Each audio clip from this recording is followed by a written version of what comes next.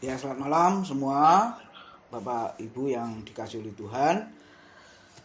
Kita bersyukur boleh bertemu kembali. Kita melanjutkan di kitab Kejadian ya, yang kemarin kita sudah mendengar, yaitu air bah ya, saudara, Nuh dan keluarganya. Kemudian air bah ya, peristiwa air bah di mana Tuhan menghukum orang-orang generasi Adam itu sebenarnya ya, sampai Nuh, saudara. Nah, sekarang saya mau melanjutkan. Setelah peristiwa air bah itu, saudara, Tuhan mengadakan perjanjian ya dengan Nuh. Kita boleh membaca di Kejadian pasal yang ke-9 ayat 8 sampai 17, dan tanda perjanjiannya itu adalah busur atau pelangi ya, saudara. Nah, coba kita lihat terlebih dahulu di dalam Kejadian pasal yang ke-9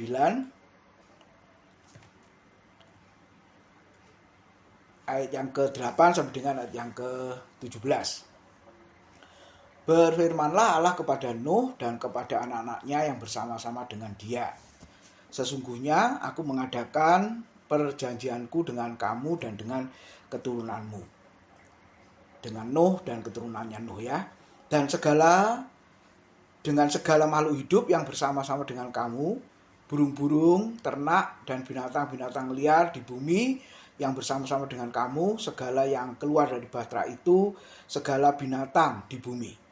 Maka kuadakan perjanjianku dengan kamu, bahwa sejak ini tidak ada yang hidup yang akan dilenyapkan oleh air bah lagi, dan tidak akan ada lagi air bah untuk memusnahkan bumi.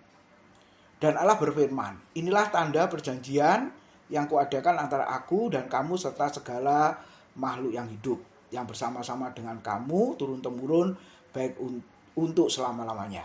Busurku kutaruh di awan supaya itu menjadi tanda perjanjian antara aku dan bumi.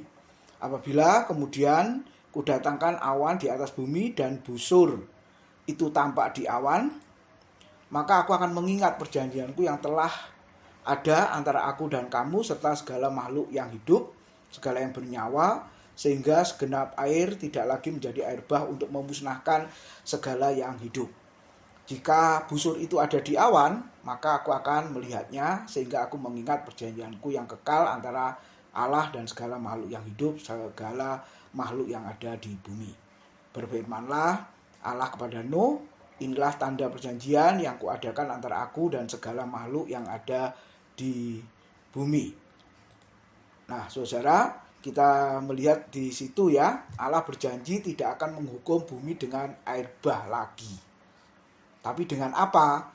Nah, nanti waktu pasal 19 kitab Kejadian itu Allah menghukum penduduk kota Sodom dan Gomora dengan api, saudara-saudara.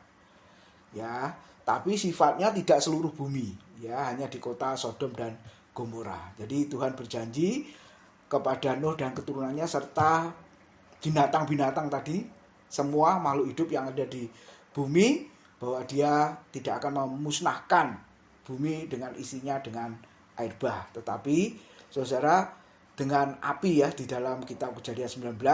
Dan nanti lihat di akhir zaman ya, saudara. Nah, 2 Petrus pasal 3 ayat 5 sampai 7 itu dikatakan dengan api. Ya, apakah perang itu termasuk ya, saudara-saudara ya? Rudal sana, bom sana, nah itu kan api juga ya, saudara. Oke, kita lihat firman Tuhan sudah memberitahu di 2 Petrus 3 ayat 5 sampai 7 ya. Mereka sengaja tidak mau tahu bahwa oleh firman Allah langit telah ada sejak dahulu dan juga bumi yang berasal dari air dan oleh air. Dan bahwa oleh air itu bumi yang dahulu telah binasa dimusnahkan oleh air bah. Ayat 7 Bapak Ibu. Tetapi oleh firman itu juga langit dan bumi yang sekarang terpelihara dari api dan disimpan untuk hari penghakiman dan kebinasaan orang-orang fasik. Jadi bukan air bah lagi tapi dengan api. Ya saudara, dengan api. Nah, kapan puncak klimaksnya? Ya waktu kedatangan Tuhan kembali nanti ya saudara.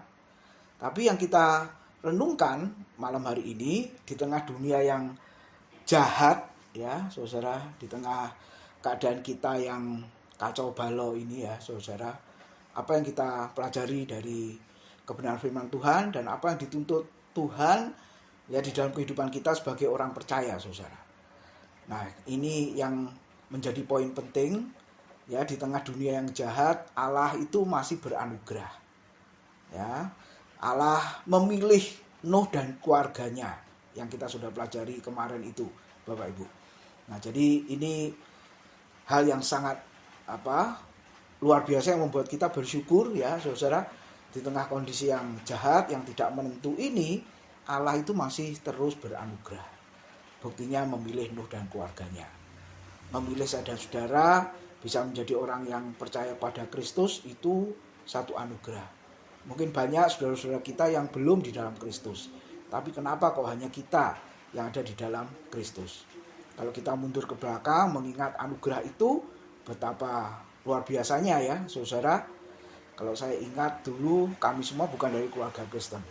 Yang pertama Kristen adik-adik saya. Justru saya enggak yang pertama saudara. Nah setelah itu baru saya, lalu mama, papa. Justru yang pertama malah oma saya, emak saya itu yang percaya Tuhan. Nah jadi di tengah keadaan seperti itu ya Allah memberikan anugerahnya, memilih. Jadi memilih itu apa ya saudara? Bentar.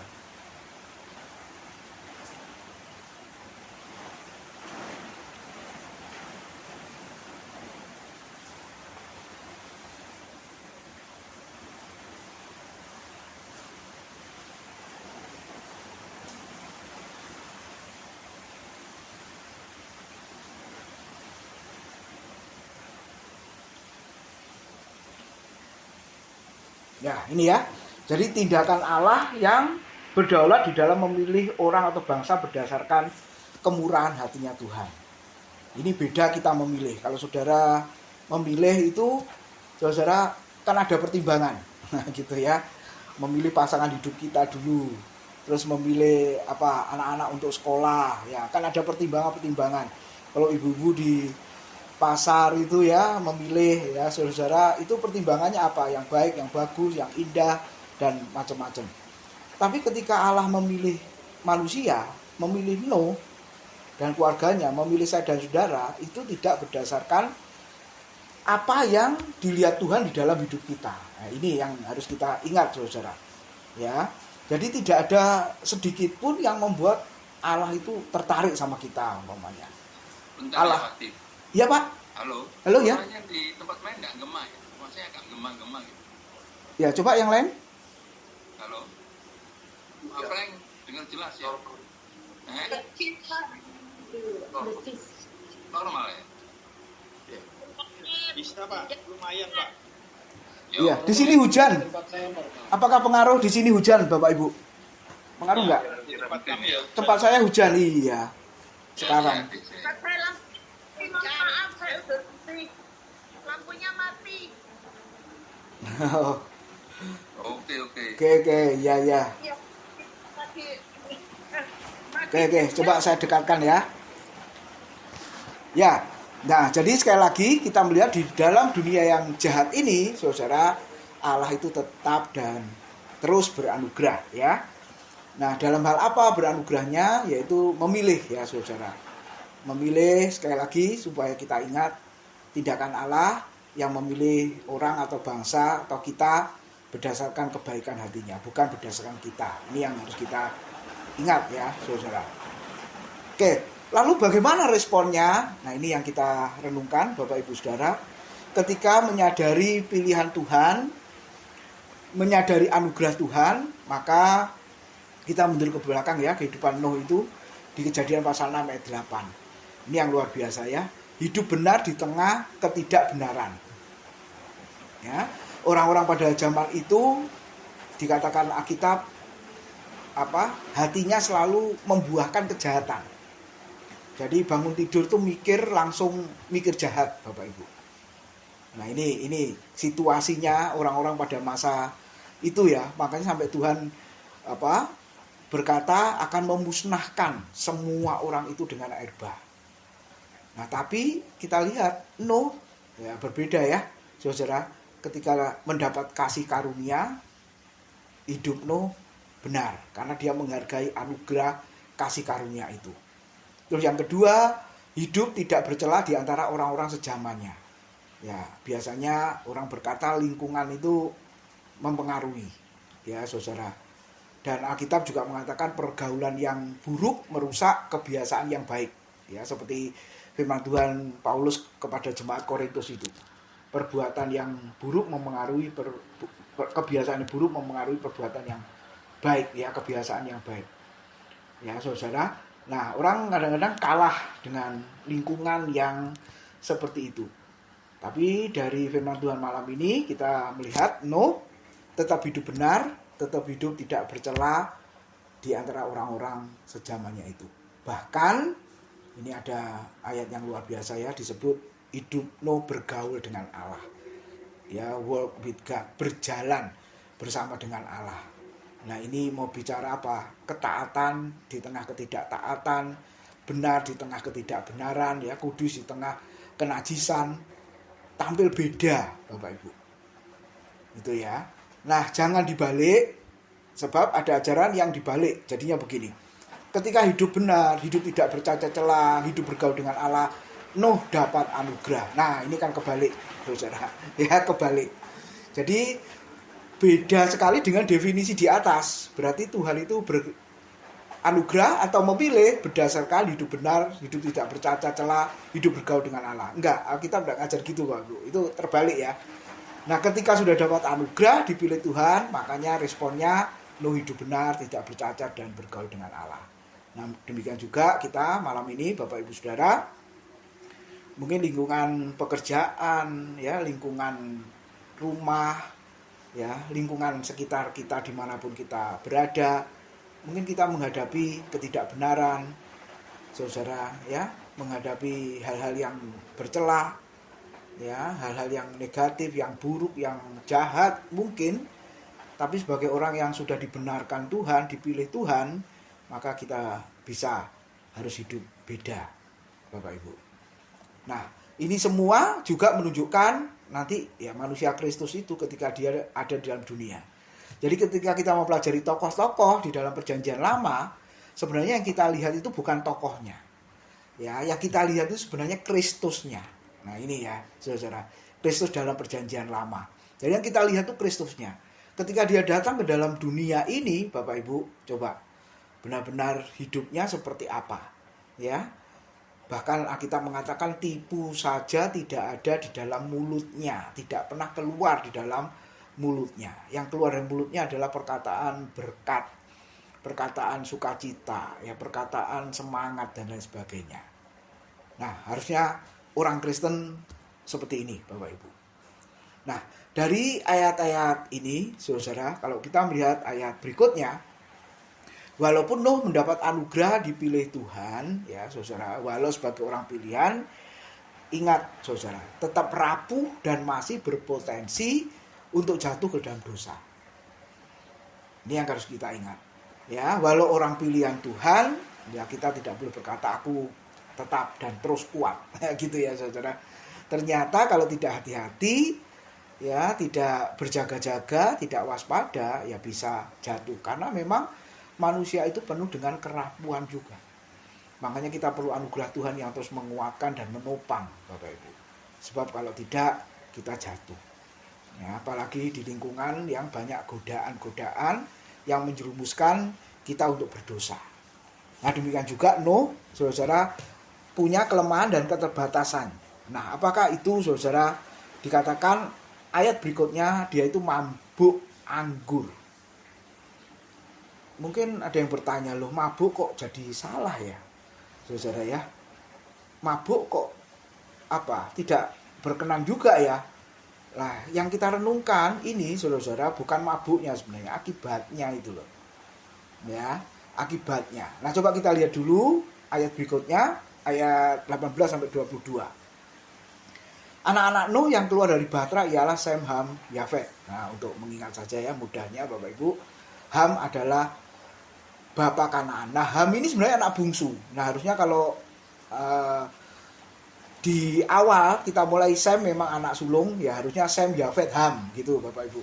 Tapi nggak tahu kok Alkitab memberitahu Sem, Ham, Yafet gitu ya Bapak Ibu. Tapi kalau ayat berikutnya, Ham itu anak bungsu. Nanti kita lihat ya. Yang 3 inilah anak-anak Nuh, dan dari mereka inilah tersebar penduduk seluruh bumi. Jadi dari keluarga Nuh Allah memulai bangsa-bangsa. Jadi zaman Adam stop ya, sampai berhenti ke zaman Nuh, ya semua sudah mati. Nah, dari zaman Nuh dimulailah lagi nanti bangsa-bangsa. Ya, dan dari mereka tersebar penduduk seluruh bumi. Nuh menjadi petani, dialah yang mula-mula membuat kebun anggur. Ini ilmu pertanian dari mana ya saudara ya? Makanya kalau kita belajar di PL itu nanti di bagian berikutnya ya saudara, Alkitab itu benar-benar ratunya ilmu, segala ilmu. Semua ilmu basicnya ya saudara, sumbernya itu Alkitab. Ya, jadi ilmu pertanian ini belajar dari mana nih? Terus ilmu perkapalan, teknik perkapalan saudara, teknik pertanian, teknik perkapalan buat bahtera itu dari mana juga dia belajar. Terus yang Kejadian pasal 4 itu Bapak tembaga ya, seni musik ya, seruling, kecapi ya, itu belajar dari mana semua saudara-saudara. Ya, itu. Jadi Tuhan ya secara langsung ya memberi hikmat kepada orang-orang PL itu. Nah, setelah ia minum anggur, mabuklah ia dan ia telanjang dalam kemahnya. Ayat 22, maka Ham, bapak Kanaan itu melihat aurat ayahnya, lalu diceritakannya kepada kedua saudaranya di luar. Sesudah itu, Sem dan Yafet mengambil sehelai kain dan membentangkannya pada bahu mereka berdua, lalu mereka berjalan mundur. Mereka menutupi aurat ayahnya sambil berpaling muka, sehingga mereka tidak melihat aurat ayahnya. Setelah Nuh sadar dari mabuknya dan mendengar apa yang dilakukan anak bungsunya kepadanya, berkatalah ia, terkutuklah Kanaan. Tadi Ham ya, bapak Kanaan, karena menurunkan anak-anak ya saudara. Hendaklah ia menjadi hamba yang paling hina bagi saudara-saudaranya. Lagi katanya, terpujilah Tuhan Allah Sem, tetapi hendaklah Kanaan menjadi hamba baginya. Allah meluaskan kiranya tempat kediaman Yafet, dan hendaklah ia tinggal dalam kemah-kemah Sem. Tetapi hendaklah Kanaan menjadi hamba baginya. Disebut 2 kali. Nuh masih hidup 350 tahun sesudah Ebah. Jadi Nuh mencapai umur 950 tahun, lalu ia mati. Nah Bapak Ibu, kita melihat kerapuannya Nuh tadi, dikatakan minum anggur lalu mabuk. Nah biasanya orang kalau mabuk kan hilang kesadaran. Ya, dan ternyata di Efesus 5 ayat 18 itu mabuk anggur itu dilarang saudara-saudara. Gitu ya. Hendaklah kamu penuh roh, jangan mabuk oleh anggur, tapi hendaklah engkau penuh dengan roh. Bukan mabuk dalam roh ya saudara ya, penuh dengan roh. Jadi sebenarnya ya ini sudah lama ya muncul orang mabuk-mabukan itu ya saudara-saudara. Ya sudah ada sebenarnya. Dan akibat berikutnya apa? Ketika hilang kesadaran, telanjang, mempermalukan dirinya sendiri akhirnya. Mungkin yang lain melakukan kesalahan-kesalahan yang lainnya, Bapak Ibu ya. Bisa membunuh, bisa mengendarai, kemudian kecelakaan. Nah, ternyata diteliti mabuk semua. Nah, ini yang menyebabkan masalah ya Bapak Ibu. Nah, satu contoh Saul, Raja Saul. Ya, dia pernah juga telanjang. Seorang raja yang hebat, raja yang besar, yang dikagumi, mempermalukan dirinya sendiri. Ya, karena kalau kita lihat Saul itu dikatakan orang banyak, apa dia itu kepenuhan seperti nabi? Padahal Alkitab mengatakan roh Allah sudah meninggalkan Saul. Saul sudah ditolak jadi raja. Nah, sebenarnya itu merupakan ejekan. Ya, Bapak Ibu. Oke, inilah kerapuan dari Nuh itu. Ya, mungkin kita punya kerapuan-kerapuan yang lain Bapak Ibu. Tapi yang jelas bagaimana sikap kita. Kita langsung masuk ke aplikasi Bapak Ibu. Nah, bagaimana sikap kita bila ada orang Kristen atau hamba Tuhan yang jatuh dalam dosa atau tertimpa kasus. Nah, saudara-saudara. Nah, masalahnya kita ini kadang punya idola ya hamba Tuhan Bapak Ibu. Ya, boleh apa enggak boleh, ya boleh dalam arti apa, enggak bolehnya apa, kan gitu ya saudara. Kemudian ada istilah hamba Tuhan terkenal, benarkah ada istilah hamba Tuhan terkenal? Ya dalam arti apa gitu ya saudara. Kalau pengajarannya sehat, hidupnya menjadi teladan, motivasi pelayanannya tulus, ya mungkin kita bisa melihat, jemaat pun bisa melihat. Kalau yang sebaliknya, jemaat juga bisa melihat.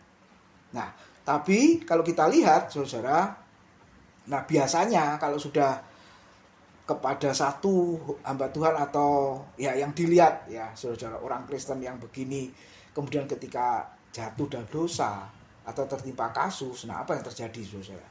Ini ya, imannya jadi lemah, jadi kecewa sama hamba Tuhan itu, sama gereja itu, bahkan meninggalkan gereja atau pelayanan saudara. Ya, saya punya teman-teman tuh yang buka gereja itu, dan dia perginya nggak sendiri tapi bawa beberapa jemaat, banyak lagi. Akhirnya dia buka gereja sendiri. Ya, ketika ketemu, loh buka sendiri, iya Pak, kenapa? Ya kecewa, hamba Tuhannya kok begini-begini ya saudara. Bahkan perpecahan, nah kelompok-kelompok ya ini yang kadang terjadi begitu Bapak Ibu ya. Dari yang besar kemudian kasus, nah akhirnya pecah sana pecah sini ya Bapak Ibu. Ya ini yang kadang-kadang terjadi ya di dalam hidup kita. Karena kita terlalu fokus atau percaya ya kepada hamba Tuhan itu, jadi akhirnya apa? Ada satu istilah mengkultus individukan hamba Tuhan itu atau orang Kristen itu. Ya, bahaya saudara. Ya, ketika mereka jatuh, ya kita jadi lemah, kecewa dan lain sebagainya. Lalu yang kedua, nah sikap HAM yang juga kadang-kadang kita melakukannya Bapak Ibu ya. Firman Tuhan tadi mengatakan, maka Ham bapa Kanaan itu melihat aurat ayahnya, lalu diceritakannya kepada kedua saudaranya di luar. Nah, akibatnya apa ketika Nuh tahu?